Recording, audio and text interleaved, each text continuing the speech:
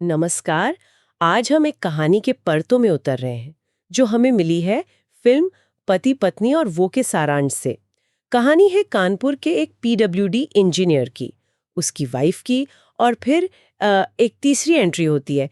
ऊपर से सीधी लगती है, पर इसमें ना रिश्तों की कई उलझाने हैं। हाँ बिल्कुल। हमारे पास जो इसके प्लॉट पॉइंट्स हैं वो चिंटू त्यागी की जिंदगी के करीब 3 साल दिखाते हैं।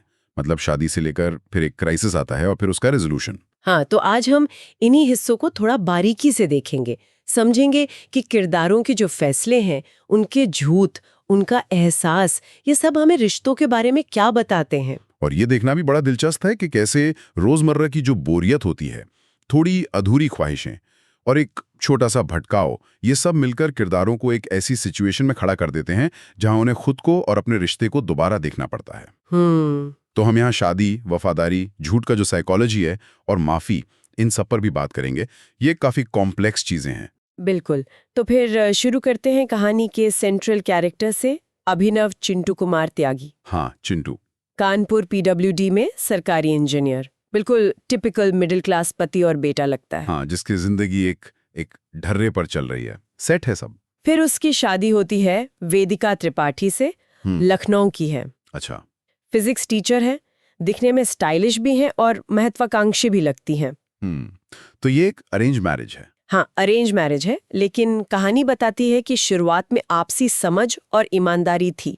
मतलब वेदिका अपने पास्ट रिलेशनशिप के बारे में बताती भी है चिंटू को, और चिंटू उसे एक्सेप्ट कर लेता है। हाँ, वो उसे स्वीकार कर लेता है। तो ये ऑनेस्टी शुरू में तो काफी मजबूत नींव रखती हुई सी लगती है। बिल्कुल, और यही शुरुआती ईमानदारी बाद के जो इवेंट्स हैं उनको और ज्यादा कॉन्ट्रास्टिंग बना देती है। जैसे आपने कहा, वेदिका एम्बिशियस है, उससे शायद लखनऊ या दिल्ली जैसे बड़े शहर जाना है। हाँ। जबकि चिंटू वो कानपुर में अपनी सेट लाइफ से खुश लगता है। तो ये जो डिफरेंस है, ये शुरू में शायद प्यार और समझौते के नीचे दबा रहता है। सही। लेकिन जैसे जैसे टाइम बीतता है, यही शायद चिंटू के अंदर जो असंतोष पैदा होता है, उसका एक कारण बनता है। सही कहा। शादी के 3 साल होते होते चिंटू की लाइफ में वो स्पार्क कम होने लगता है। उसे अपना रोज का जीवन, ऑफिस घर रूटीन, सब कुछ बहुत बोरिंग लगने लगता है। हाँ, वो मोनोटनी सेट इन हो जाती है। एक तरफ घर पर पेरेंट्स का प्रेशर है कि बच्चा हो, दूसरी तरफ वेदिका की बातें कि बड़े शहर चलते हैं। ये सब उसे कहीं ना कहीं मतलब अपनी सिंपल लाइफ पर सवाल उठाने पर मजबूर करता है। ये एक बहुत ही कॉमन ह्यूमन एक्सपीरियंस है, जिसे अक्सर लोग कहते हैं ना, 7 ईयर इच, या शादी के कुछ साल बाद वाली बोरियत। हाँ हाँ।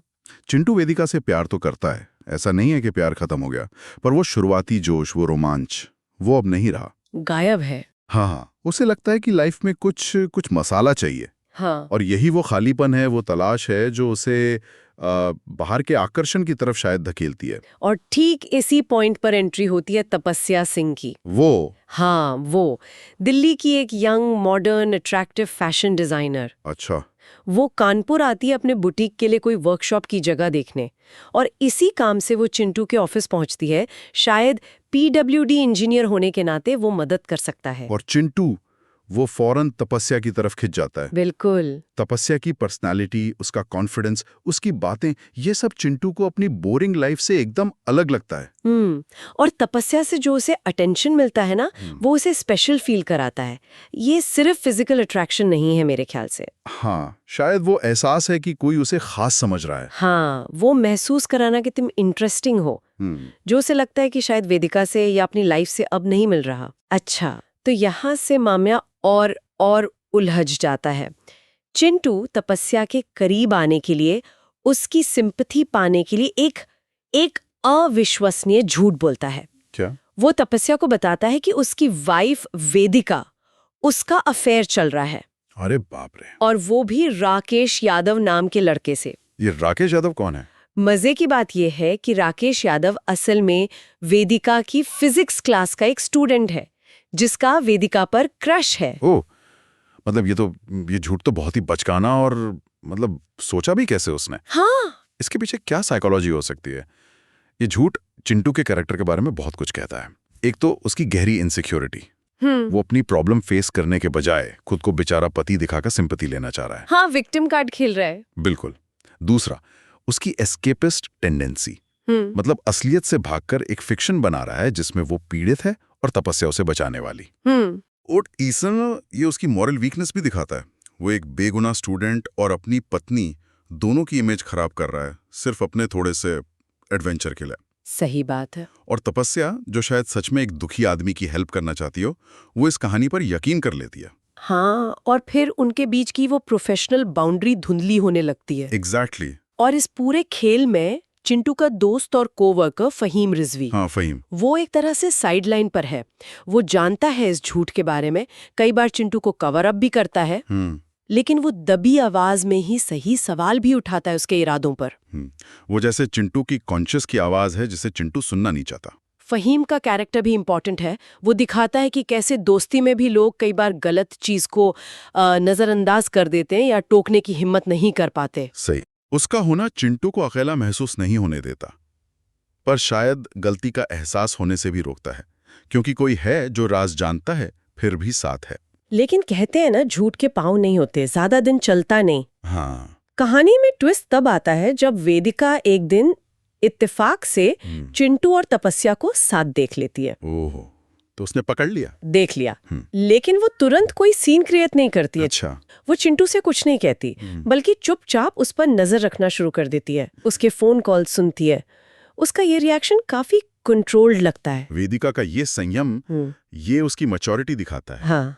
वो गुस्से में रिएक्ट करने के बजाय सिचुएशन को समझना चाहती है। हाँ। वो शायद जानना चाहती कि ये सिर्फ एक कैजुअल मीटिंग है या मामला सीरियस है। उसका चुप रहना और सबूत इकट्ठा करना, ये उसे बाद में पावर देता है। हाँ, वो ज्यादा इमोशनली स्ट्रांग लगती है इस पॉइंट पर। इसी बीच एक और एंगल आता है। वेदिका की जिंदगी में उसके एक्स बॉयफ्रेंड दुर्गेश डोगा कनोजिया की एंट्री होती है। अच्छा, डोगा। हाँ, कहानी में उसका रोल एक्सटेंडेड कैमियो जैसा है, पर उसका आना वेदिका के लिए शायद एक कैटलिस्ट का काम करता है। कैसे? शायद अपने पुराने रिश्ते की यादें और चिंटू के धोखे का दर्द, ये मिलकर उसे एक फाइनल फैसला लेने पर पुश करते हैं। हो सकता है, या शायद डोगा का आना वेदिका को ये एहसास दिलाता है कि उसके पास ऑप्शंस हैं। हाँ, ये भी हो सकता है। वो चिंटू पर पूरी तरह डिपेंडेंट नहीं है।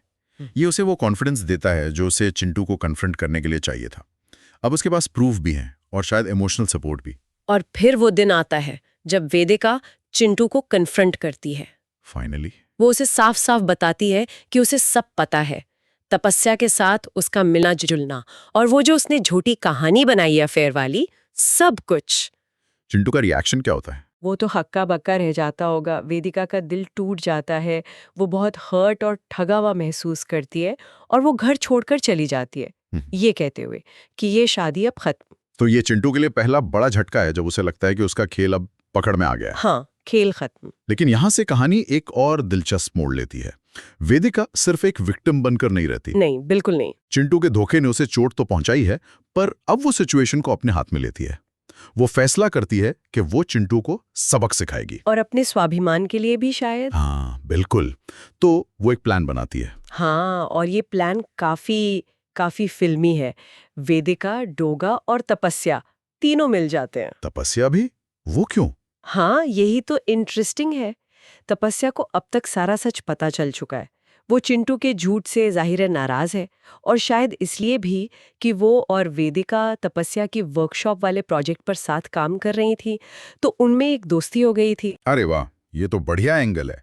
ये दिखाता है कि कैसे दो औरतें जो टेक्निकली एक ही आदमी के धोखे का शिकार हुई हैं, हाँ, वो एक दूसरे के दुश्मन बनने के बजाय साथ आ सकती हैं। ये उस स्टीरियोटाइप को तोड़ता है कि औरत ही औरत की दुश्मन होती है। बिल्कुल। तो प्लान ये बनता है कि वेदिका एक खत छोड़कर जाती है। क्या लिखा होता है उसमें? उसमें लिखा होता है कि वो डोगा के साथ भाग रही है और कनाडा जा रही है। ओह माय गॉड, ये सुनकर तो चिंटू का क्या हाल हुआ होगा। उसकी तो दुनिया ही हिल जाती है। उसे पहली बार शायद वेदिका को खोने का वो असली डर महसूस होता है। हाँ, उसे समझ आता है कि उसने क्या बेवकूफ़ी की है। उसे अपने प्यार का एहसास होता है। वो एकदम बौखला जाता है, गुस्से में डोगा से लड़ने पहुंच जाता है और पिट जाता है। अच्छा। फिर नशे में डोगा की ट्रैवल एजेंसी में तोड़फोड़ कर देता है। अरे। और पुलिस उसे अरेस्ट कर लेती है। मतलब एक के बाद एक गलत कदम उसे और नीचे ले जाते हैं। ये चिंटू के लिए वो रॉक बॉटम मोमेंट है। सब कुछ खत्म, पत्नी जा रही है, इज्जत गई, अब जेल में। हाँ, शायद इसी हताशा में उसे पहली बार अपनी जिंदगी, अपनी शादी की असली कीमत समझ आती है। बिल्कुल, अक्सर ऐसा ही होता है। जब चीज हाथ से निकल रही होती है तभी उसकी वैल्यू पता चलती है। उसकी गिरफ्तारी, पिटाई, अकेलापन, ये सब उसे उस सच का सामना करने पर मजबूर करते हैं जिससे वो भाग रहा था। अगली सुबह जब वो बेल पे छूटता है तो घर वाले और दोस्त फहीम और वो स्टूडेंट राकेश यादव भी। हाँ, शायद वो अपनी टीचर वेदिका के लिए सिंपैथी रखता है।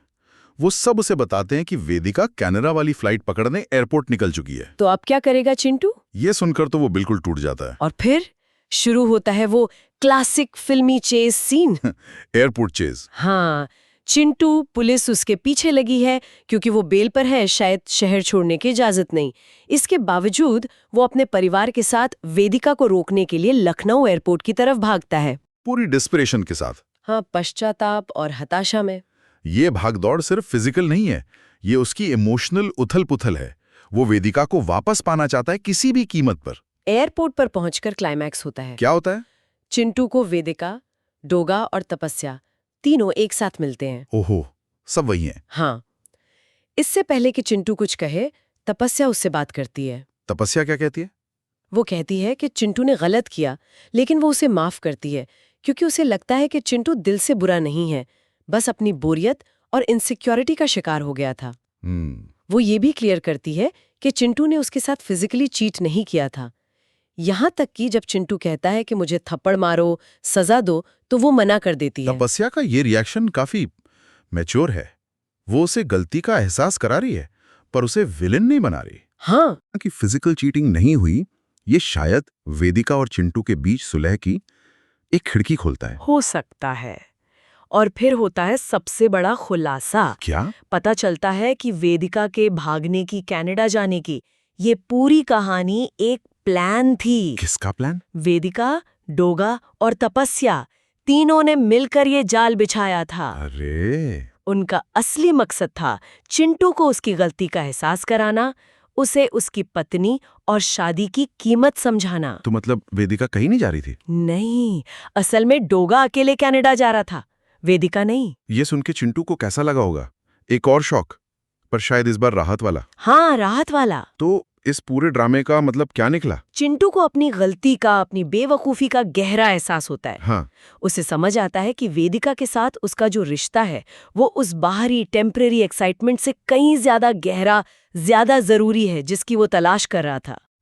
वो असली चीज को खोने वाला था। हाँ, उसे अपनी शादी की फाउंडेशन की इंपॉर्टेंस समझ आती है और वो वेदिका से माफी मांगता है। और वेदिका, उसने सिर्फ चिंटू को सबक ही नहीं सिखाया, बल्कि इस पूरे प्रोसेस में अपना सेल्फ रिस्पेक्ट भी मेंटेन किया। सही बात है।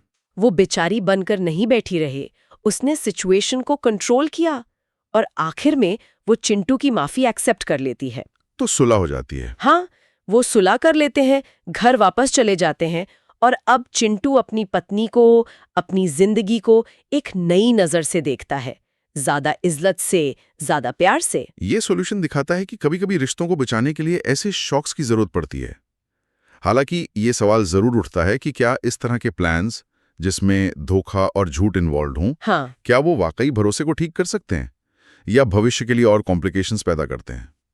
ये तरीका कितना सही है, ये सोचने वाली बात है। बिल्कुल। फिल्म का एंड भी काफी इंटरेस्टिंग है। क्या होता है एंड? चिंटू और वेदिका अपनी मैरिड लाइफ में खुश दिखते हैं, लेकिन एक छोटा सा ट्विस्ट है। अच्छा, एक दिन चिंटू के ऑफिस में एक नई अट्रैक्टिव लड़की आती है। एक पल के लिए चिंटू उसे घूरता है, हो, फिर से? लेकिन फिर फौरन अपनी नजरें हटा लेता है, खुद को कंट्रोल कर लेता है। अच्छा, तो ये फाइनल सीन बहुत जरूरी है। ये दिखाता है कि चिंटू ने सबक सीख लिया है हाँ, कि प्यार, वफादारी, कमिटमेंट ये बाहरी अट्रैक्शन से ज्यादा मायने रखते हैं। लेकिन साथ ही एक रियलिस्टिक कमेंट भी है कैसे? कि टेम्पटेशन या भटकाव की पॉसिबिलिटी हमेशा रहती है। इंसान की फितरत शायद पूरी तरह नहीं बदलती, पर अब चिंटू के पास उससे डील करने की समझ है, विल पावर है। हाँ, उसकी भटकती नजर अब काबू में है।